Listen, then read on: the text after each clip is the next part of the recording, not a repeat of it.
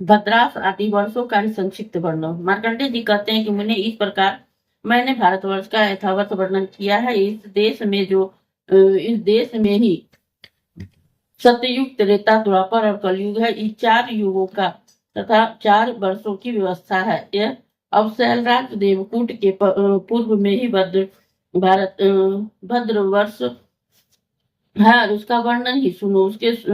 वहां श्वेत पर्ण, नील पर्वत श्रेष्ठ, सैवान, कौरच और पर्ण सालग्र, ये 5 कुल पर्वत हैं। उनके इनमें उत्तम इनमें उत्पन्न हुए और भी बहुतेरे छोटे छोटे पर्वत हैं। उनसे लगे हुए अनेक प्रकार के हजारों जनपद हैं, जिनके नाम ही कुमुद, संकांश, शुद्ध सानु और ही सुमंगल आदि हैं। सीता, शंखवती, भद्रा और तथा चक्रवर्ती आदि वहां की नदियां हैं, जिनके पाठ बहुत विस्तृत है, जिनका उनका जल बहुत ठंडा होता है।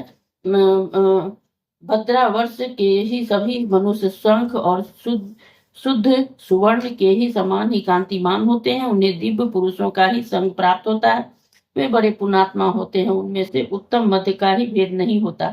वह समान ही देखे जाते हैं। वे स्वभावतः सहनशीलता आदि 8 गुणों से युक्त होते हैं। वहां 4 भुजाधारी भगवान विष्णु है ग्रीव रूप में से विराजमान रहते हैं।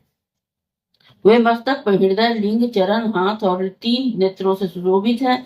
उन जगदीश्वर के अंगों में भी पूर्वक देशों की स्थिति जाननी चाहिए। अब उससे पश्चिम में स्थित केतुमाल वर्ष का वर्णन सुनो। वहां विशाल कंबल, कृष्ण, जयंत, हरि पर्वत, विशोक और वर्धमान, ये 7 कुल पर्वत हैं। इसके सिवा बहुत सी पर्वत हैं जहां लोग निवास करते हैं।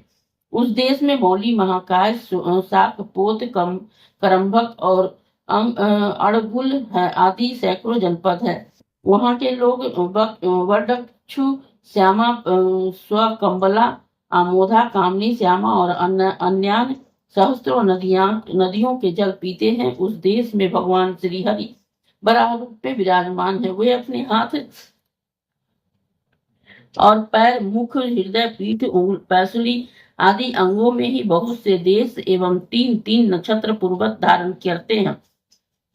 वे नक्षत्र भी पहले की भांति उन देशों के लिए ही शुभाशुभ सूचक होते हैं। मुनिश्रेष्ठ, वह मैंने ही केतुमाल वर्ष के ही विषय में कुछ बातें बताई है। अब मुझसे उत्तर कुल वर्ष का ही वर्णन सुनो। वहां की भूमि मणिमयी और वायु सुगंधित है, सर्वदा सुख देने वाली होती है। जो लोग देवलोक से च्युत होते हैं वे ही उस देश में जन्म लेते हैं। उस देश में गिरिराज, चंद्रकांत और सूर्यकांत, ये 2 कुल पर्वत हैं। वहां भद्र सोमा नाम वाली महानदी पवित्र एवं स्वच्छ जल की धारा बहाती हुई निरंतर बहती रहती है। इसके सिवा और भी हजारों नदियां बहती है। कुल पर्वतों के ही अतिरिक्त और भी अनेक पर्वत हैं और सैकड़ों एवं सहस्त्रों वन हैं, जहां अमृत के समान ही स्वादिष्ट नाना प्रकार के फल उपलब्ध होते हैं। उत्तर पूर्व वर्ष में भी भगवान श्री कृष्ण पूर्व की ओर सिर करके मत्स्य रूप में विराजमान रहते हैं। उनके भिन्न भिन्न 9 अवयवों से 3-3 से क्रम से सभी नक्षत्र 9 भागों में विभक्त होकर स्थिर है। इस प्रकार से वहां के देश 9 भागों में विभक्त है और उस देश में चंद्रद्वीप और भरद्वीप नामक 2 द्वीप है, जो कि समुद्र के भीतर स्थित है। विद्वान, इस प्रकार से मैंने उत्तर पूर्व वर्ष का वर्णन किया है। अब किम पुरुष आदि का वर्णन सुनो। वहां के स्त्री पुरुष रोग और शोक से रहित होते हैं। उस वर्ष में पलक्ष खंड नामक एक मनोहर वन है, जो नंदन वन के समान ही रमणीय जान पड़ता है।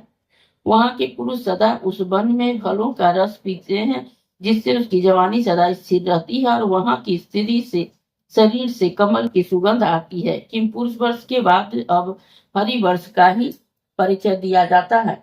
वहां से मनुष्य चांदी के समान ही गौरवर्ण के होते हैं। देवलोक से च्युत होने के कारण वह सबका स्वरूप देवताओं के समान ही होता है।